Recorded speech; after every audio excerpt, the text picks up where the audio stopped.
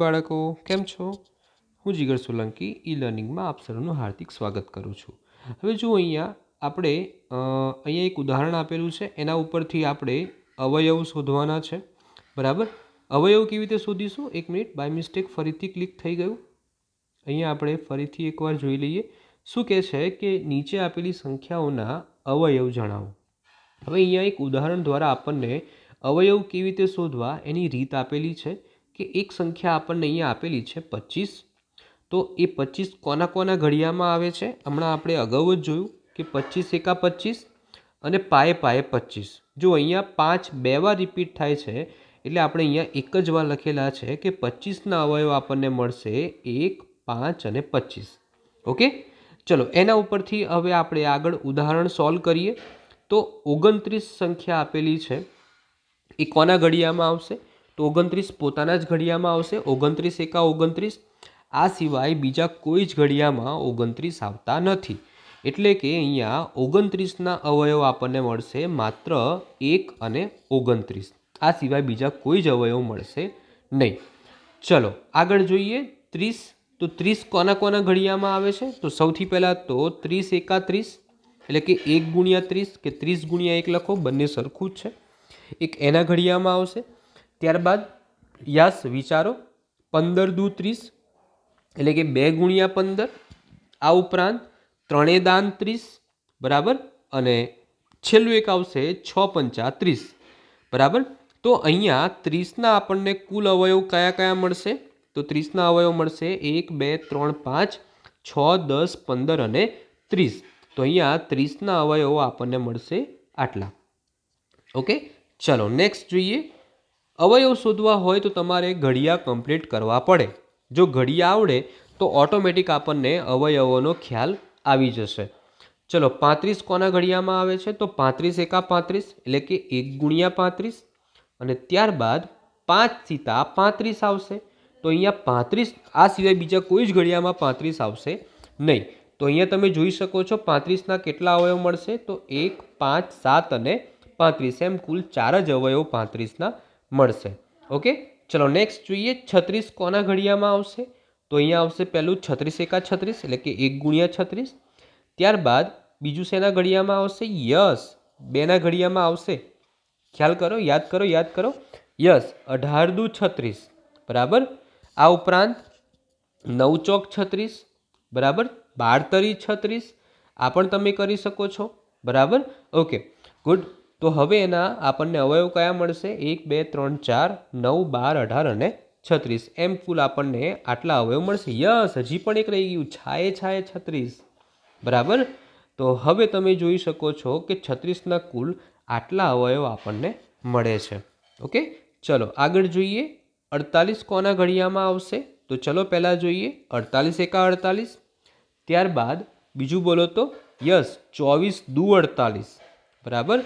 ત્યારબાદ 3ના ઘડિયામાં આવશે. વિચારો. હા, આવશે 16 તરી 48. બરાબર. 4ના ઘડિયામાં પણ આવશે. 12 ચોક 48. બસ હવે નહીં આવે. ઓકે, તો 48ના અવયવો 1, 2, 3, 4, 12, 16, 24 અને 48. એમ કુલ, હા રહી ગયું હજી, 6 ઈઠા 48. બરાબર. 6 ઈઠા 48. તો આપણને 48ના આટલા અવયવ મળશે. ઓકે, ચલો એટલા માટે મેં તમને પહેલાં જ કીધું કે ઘડિયા કમ્પ્લીટ હોવા જોઈએ, તો આપણને પરફેક્ટ એના અવયવો મળી જતા હોય છે. ઓકે, ચલો આશા રાખું છું આમાં તમને ખ્યાલ આવી ગયો હશે. ખ્યાલ આવે છે ને? ઓકે, ચલો નેક્સ્ટ જોઈએ. તો હવે તમારે આ તમારી જાતે લખવાનું છે હોમવર્કમાં. બરાબર. તમારે જાતે વિચારવાનું. ભૂલ પડશે તો મારી જોડે તમે જ્યારે ચેક કરાવવા આવશો ત્યારે હું તમારું પરફેક્ટલી ચેક કરી લઈશ. બરાબર. પણ જાતે પ્રયત્ન કરો અને જાતે અવયવો શોધવાનો પ્રયત્ન કરજો. ઓકે, ચલો નેક્સ્ટ જોઈએ. તો નીચે આપેલી સંખ્યાઓનો ગુણાકાર કરીને અવિભાજ્ય અવયવ પાડો. હવે જો પહેલું એક્ઝામ્પલ આપણને આપેલું છે અવિભાજ્ય અવયવ પાડવાનું, એટલે કે જ્યાં સુધી ભાગ ચાલે ત્યાં સુધી ભાગ ચલાવવાના. કેવી રીતે? તો જુઓ, સૌથી પહેલાં 28 આપેલા છે.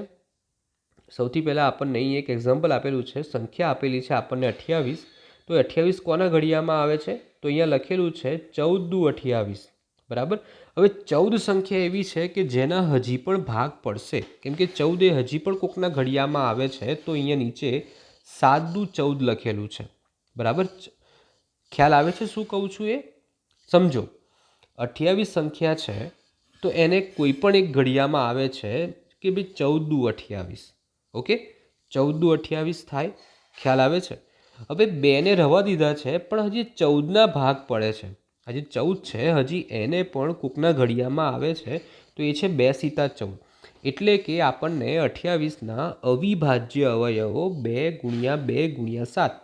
હવે આવું શા માટે આપેલું છે? તો હું થોડું તમને ઝૂમ કરીને બતાવું, બરાબર. હવે જુઓ, જ્યારે અહીંયા 2 ગુણ્યા 2 ગુણ્યા 7 આપેલા છે, જ્યારે આપણે એનો ગુણાકાર કરીએ ને તો આપણને આપેલી સંખ્યા પાછી મળે. કેવી રીતે? તો જુઓ, 7 દુ 14, 14 દુ 28 આપણને પાછા મળે. તો આ રીતે એના અવિભાજ્ય અવયવ પાડવાના છે. આપણે જોતા જઈએ એમ આપણને ખ્યાલ આવશે, બરાબર. ચલો, તો આપણી પહેલી સંખ્યા છે 24. તો 24ના આપણે અવયવ પાડીએ કે ભાઈ 12 દુ 24 અથવા 6 ચોક 24, તમને જે પાડવા હોય. તો અહીંયા મેં પાડેલા છે 12 દુ 24. હવે જુઓ, અહીંયા 12 સંખ્યા જે છે ને એના પણ હજી અવયવ પડશે. કેવી રીતે? તો 6 દુ 12 પડશે, અથવા તો 4 તરી 12 પડશે. તો અહીંયા ફરીથી હું બતાવું છું કે જુઓ, હવે અહીંયા જે 12 હતા ને એના મેં ફરીથી ભાગ પાડ્યા, એને 2 ગુણ્યા 6થી ડિવાઈડ કર્યા, 2 ગુણ્યા 6 લખ્યા. હજી 6 સંખ્યા એવી છે કે જે હજી પણ એના ભાગ પડશે. 2 તરી 6. તો અહીંયા આપણને હવે નવી સંખ્યા મળશે 2 ગુણ્યા 2 ગુણ્યા 2 ગુણ્યા 3. ખ્યાલ આવે છે? 2 ગુણ્યા 2 ગુણ્યા 2 ગુણ્યા 3, એટલે કે 3 દુ 6 દુ 12 દુ 24 આપણને સંખ્યા પાછી મળી જાય. આ રીતે પણ તમારે ચેક કરી લેવાનું કે મારો જવાબ સાચો છે કે ખોટો. એ આના ઉપરથી આપણને ખબર પડી જતી હોય છે, ઓકે. ચલો આગળ જોઈએ. 32. તો 32ના અવયવ પાડીએ, તમને જે યોગ્ય લાગે. 16 દુ 32 પાડવા હોય તો 16 દુ 32, 8 ચોક 32 પાડવા હોય તો 8 ચોક 32. તમે કોઈ પણ રીતે લખી શકો છો. તો મેં અહીંયા લખ્યું છે 8 ચોક 32. હવે 8 અને 4 એ બંને વિભાજ્ય સંખ્યા છે, તો હજી એના પણ આપણને અવયવ મળશે, બરાબર. એટલા માટે મેં નીચે લીટી દોરેલી છે. હવે બીજા ફરી લખીએ તો આપણે જુઓ, બંનેના ભાગ પાડ્યા તો 8 કોના ઘડિયામાં આવે છે? તો 4 અને 2ના ઘડિયામાં આવે, એટલે કે 4 દુ 8. અને 4 કોના ઘડિયામાં આવે છે? તો 2 દુ 4. હવે જુઓ, હજી પણ જે 4 છે એના પણ ભાગ પડશે. કેવી રીતે? તો 2 ગુણ્યા 2 થશે. પાછળના 2 ગુણ્યા 2 ગુણ્યા 2 તો રહ્યા જ, પણ આ જે 4 છે એના પણ અવયવ પડશે. તો 2 ગુણ્યા 2 ગુણ્યા 2 ગુણ્યા 2 ગુણ્યા 2, એટલે કે 2 દુ 4 દુ 8 દુ 16 દુ 32, ઓકે. ચલો આગળ જોઈએ. તો 36ના કેટલા અવયવ પડશે? તો 9 ચોક 36, 12 તરી 36 થાય, હા, બરાબર. તો હવે જુઓ, 9 અને 4 બંને વિભાજ્ય સંખ્યા છે, તો એના ભાગ પડશે. 3 તરી 9 અને 2 દુ 4. તો આગળ લખાશે 3 ગુણ્યા 3 ગુણ્યા 2 ગુણ્યા 2. તો 3 તરી 9, 9 દુ 18, 18 દુ 36, બરાબર, ઓકે. ચલો નેક્સ્ટ જોઈએ. 40ના અવયવો. તો 10 ચોક 40 થશે. અહીંયા 40ના અવયવો 10 ચોક 40. હવે 10 અને 4 બંને વિભાજ્ય સંખ્યા છે, તો 2 પંચા 10 અને 2 દુ 4. 2 ગુણ્યા 5 ગુણ્યા 2 ગુણ્યા 2. 5 દુ 10, 10 દુ 20, 20 દુ 40, ઓકે. ચાલો નેક્સ્ટ જોઈએ.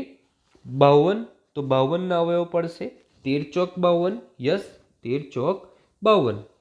હવે 13 કોઈના ઘડિયામાં આવતા નથી, પણ 4 છે તો એના પણ આપણે અવયવ પાડીએ 2 ગુણ્યા 2, એટલે કે 13 ગુણ્યા 2 ગુણ્યા 2. 13 દુ 26, 26 દુ 52, ઓકે. ચલો 56ના અવયવ પાડીએ તો 8 સીતા 56.